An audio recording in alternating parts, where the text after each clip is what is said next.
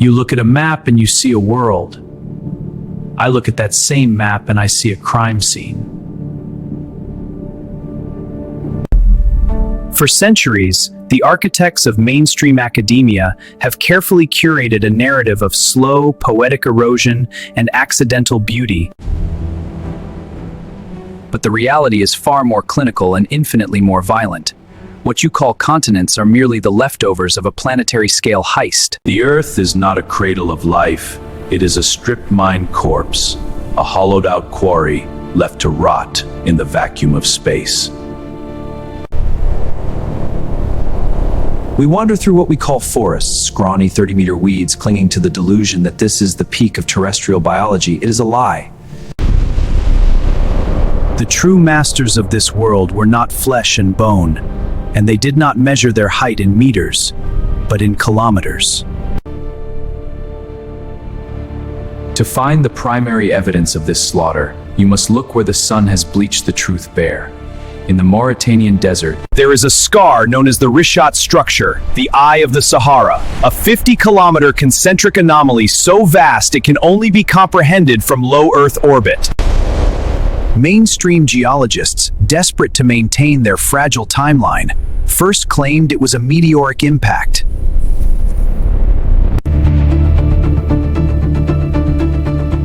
When the chemical analysis failed to reveal the requisite shock metamorphosed quartz or nickel-iron signatures, they pivoted to the domal erosion theory, a desperate scientific shrug.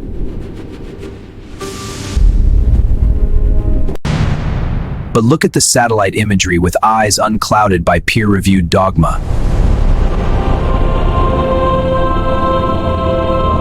These are not random geological folds. They are perfect concentric growth rings, nested with a mathematical precision that defies standard tectonic plate movement. In any other context, a woodsman would recognize this immediately for what it is.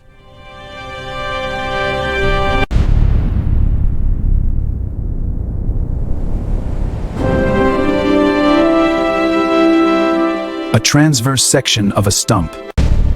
This is the base of a world tree, a silicon-based titan whose crown once brushed the edges of the exosphere.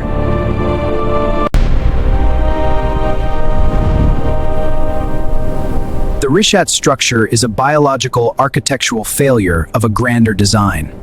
The diameter, 50 kilometers of concentric crystalline layering, suggests a vascular system.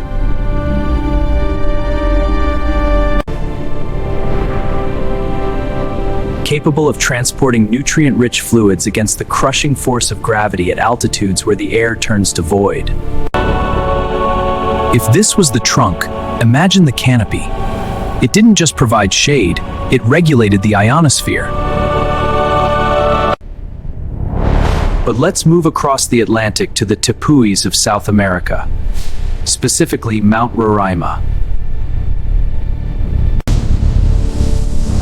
Look at those vertical precipices, those 90-degree shears that mainstream geologists call natural weathering. Water and wind are chaotic artists. They round edges. They create slopes.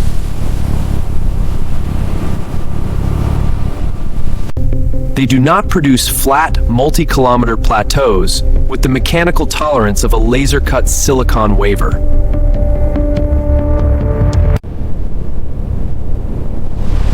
These are not mountains. They have been split, ragged and chiseled, severed beneath the horizon. Then top of Roraima, thousands of feet above the surrounding jungle, water pours in eternal, high-velocity cascades. Where does it come from? There are no glaciers, no massive drainage basins, no logical hydrological source for continuous year-round flow. Science calls it a mystery. I call it a pulse. The tree is still trying to breathe. Deep within the petrified lithosphere, the ancient vascular pumps driven by osmotic pressure and capillary hundreds of miles into the subterranean aquifers are still cycling. The water doesn't fall, it is being vomited out of a severed artery. These world-renowned waterfalls are actually the phantom secretions of a nervous system that hasn't realized its brain was removed eons ago. And why? Why dismantle a living world? Because the invaders didn't see a garden, they saw a resource. Look at the Grand Canyon, the American Southwest. Academia tells you the Colorado River spent millions of years patiently carving that chasm. Pure fantasy. Rivers create narrow, winding channels. They do not excavate 30-kilometer wide trenches with tiered stepped walls that perfectly mimic the geometry of a modern open-pit copper mine. This is not the work of a river. This is the signature of a planetary-scale bucket wheel excavator. Those horizontal stripes, what your textbooks call sedimentary layers, show the undeniable marks of mechanical stripping. The teeth of machines the size of cities bit into the crust, removing the silicon-rich overburden to reach the veins of pure, concentrated energy hidden beneath the roots. Even the isolated temples left standing in the canyon's depths, Zoroaster Temple, Vishnu Temple, are not holy sites. In the lexicon of a miner, they are remnants, columns of earth left behind so surveyors could calculate the volume of material stolen. They are the receipts of a robbery.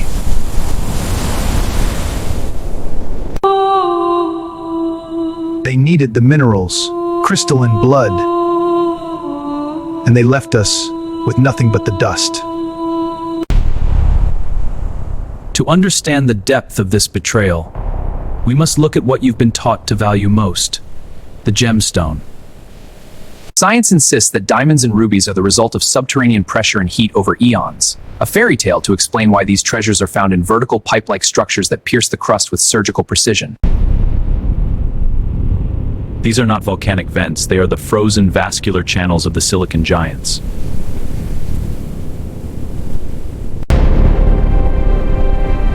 In a world of silicon-based biology, these trees were not mere flora, they were sophisticated energy transducers. The fluids circulating through their trunks weren't simple water, but high-density metallic organic compounds, superfluids saturated with rare earth elements and pure energy. When an axe or a high-frequency cutter bit into the trunk of a titan, the internal hydraulic pressure, far exceeding standard planetary thresholds, forced this sap outward. Exposed to the atmosphere, it didn't dry, it underwent a molecular phase transition, flash crystallizing into ultra-hard lattices. A ruby is nothing more than the coagulated blood of a specific species.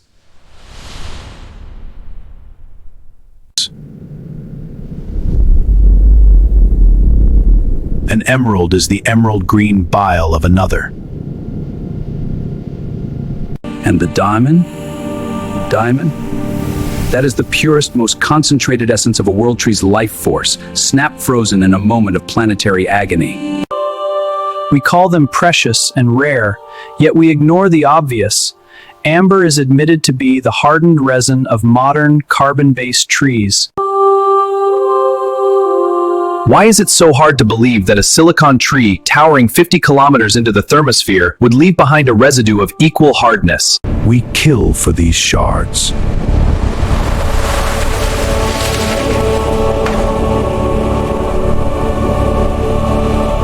We use these scavenged organs to power our lasers and microchips, unaware that we are parasitic scavengers living off the scrap of a superior biological system. Your smartphone screen is a window into a slaughtered world. But where did the rest of it go? Where are the quadrillions of tons of organic silicon that once reached for the stars? The most inconvenient question, the one that causes a visible tremor in the hands of tenured geologists, revolves around the law of conservation of mass.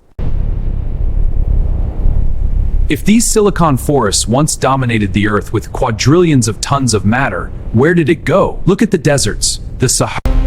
Take a high-speed grinder to a block of granite and you produce a lethal, uniform powder. 90% of desert sand is quartz, silicon dioxide, the exact molecular base for the cells of these ancient giants. This isn't ocean-washed silt, it is industrial flour. Under a microscope, these grains reveal sharp, angular fractures characteristic of mechanical crushing, not the smooth spheres of eons-long water erosion.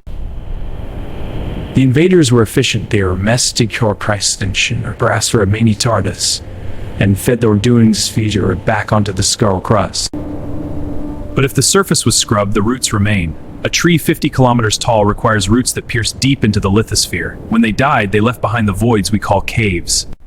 Science claims water dissolved this limestone over millions of years. A lie. Water follows gravity, it flows down, but caves spiral, climb, and branch at impossible angles. They perfectly mirror the architecture of a root system. Observe the walls of these subterranean systems. Standard aqueous erosion leaves smooth, predictable horizontal striations, but many caves exhibit a ribbed, fibrous morphology that mirrors the intricate bark of a gargantuan root. And the stalactites, those slow mineral drips that academia loves to use for dating, are actually the mineralized lymphatic residue of a dying titan.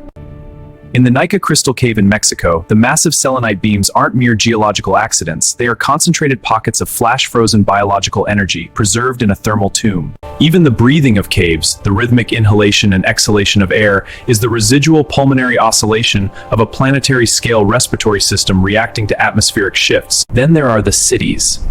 Derinkuyu in Turkey wasn't carved by primitive laborers with copper chisels. That narrative is a logistical absurdity. It was repurposed. They stumbled upon the hollowed-out nodes of a central root hub and simply occupied the void. The miraculous ventilation shafts were already functional, designed to oxygenate a biological organism the size of a mountain range. But the extraction process warfare. To isolate rare earth elements from the silicon pulp, the harvesters utilized trillions of tons of reagents. Where did this toxic runoff go? It pooled in the low-pressure basins we now call salt flats. Take Salar de Uyuni in Bolivia. It sits 3.5 kilometers above sea level. Science calls it a dried ocean, yet oceans don't migrate to mountain peaks. It is a chemical settling pond. The concentrated lithium, magnesium, and boron there aren't natural accidents. Natural acts. Every anomaly I've laid before you, the biological architecture of the peaks, the industrialized essence we call diamonds, the quartz dust of the deserts, the vascular voids of the caves, and the chemical burns of the salt flats, They all converge into a single, undeniable, and terrifying mosaic. Earth was not born this way. it was once a singular integrated biological organism where the very mountains were the petrified flesh of giants, the gemstones were their high-frequency life force, and the sand we walk upon is their pulverized remains. What occurred here was not a natural disaster, a tectonic shift, or a chaotic climate event. It was a cold, calculated, and ruthlessly efficient harvest executed by perceived planets as nothing more than biological fuel and raw mineral yield. Consider the cold, industrial logic of the harvester. Any efficient farmer knows that after the crop is raised, the soil must lie fallow. We have lived our entire recorded history during this deceptive period of fallow silence. Millions of years have ticked by, and nature has clawed its way back from the brink of total extinction. A mere shadow of the silicon-based majestic skull that has sprouted in the cracks of a temporarily abandoned planetary-scale quarry. We call this civilization and progress, but to the harvesters we are nothing more than a biological nuisance on a work site that hasn't seen a crew in a few million cycles. The ultimate horror is not found in the petrified stumps of the past, but in the inevitable, cold logic of the future. The owners of this field did not vanish, they simply moved to the next sector. They are waiting for the second crop to mature, for the planetary systems to replenish the energy they desire. We are existing in the brief, deceptive quiet between the first slaughter and the second harvest. As you look at the horizon tonight, remember you aren't looking at nature. You are looking at a field that is finally, after millions of years, ready to be reaped again. The transition from a silicon-based planetary organism to our current carbon-based frailty wasn't an evolution. It was a structural downgrade. When the harvesters stripped the world trees, they collapsed the atmospheric pressure. We are breathing the starvation rations of a planet in respiratory failure. We are carbon-based scavengers, weeds growing in the cracks of a concrete quarry, celebrating our dominance over a world that is essentially a cosmic scrap heap. But the soil is recovering. The isotopic ratios are stabilizing. The fallow period is ending. The second harvest is not a theory, it is a logistical certainty. Thank you for listening to The Truth. Subscribe if you dare to remember what we really are.